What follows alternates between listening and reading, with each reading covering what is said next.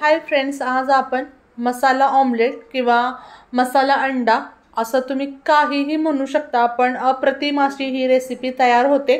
तुम्हाला यामध्ये ऑमलेटची taste with boil केलेले अंडी अशी दोन्ही टेस्ट एका रेसिपीमध्ये मिळते। तर प्रथम आपण कढई ठेवूया गरम करायला।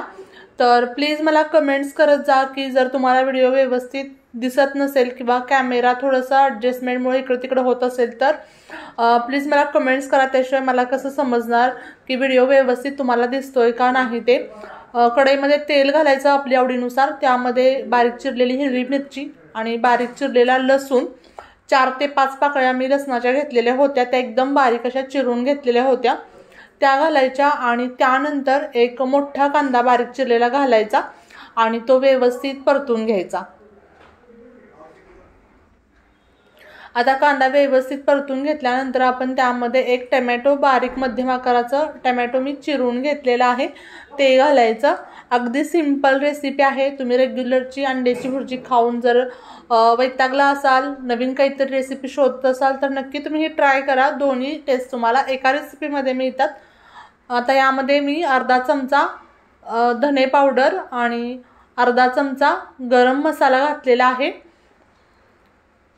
तर यामध्ये मी अद्रकचा वापर केलेला नाही, फक्त लसूण बारीक करून घातलेला आहे। त्यानंतर बेडगी मिरची पावडर जी आहे ती घालायची आणि सर्व आपण आधी व्यवस्थित परतून घ्यायचं। त्यानंतर चवीपुरतं मीठ घालायचं।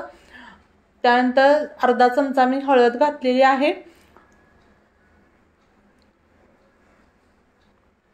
आता आपल्या कांद्याला छान असं तेल सुटल्यानंतर आपण एक एक अंड वाटीमध्ये फोडायचं आणि मग आपण ते अंड कढईमध्ये घालायचं आहे।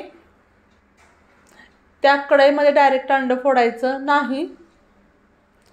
तर इथं मी 3 अंड्याचं हे मसाला ऑमलेट बनवते।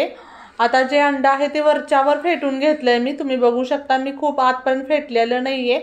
आता हे असंच मंद गॅसवरती 2 ते 3 मिनिट ठेवून द्यायचं। 2 ते 3 मिनिटानंतर आपलं बऱ्यापैकी हे ऑमलेट तयार झालेलं आहे। आता मी कोथिंबीर घालून पुन्हा मी 2 ते 3 मिनिटं आपण छान अशी वाफ काढून घ्यायची आणि वरून थोडीशी कसुरी मेथी मी छान अशी भाजलेली क्रश करून टाकलेली आहे।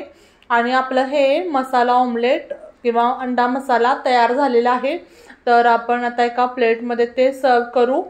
आता मी 2-1 मिनिटं पुन्हा असंच गॅस बंद करून ठेवलेलं होतं आणि 2 मिनिटानंतर तुम्ही रिझल्ट बघू शकता।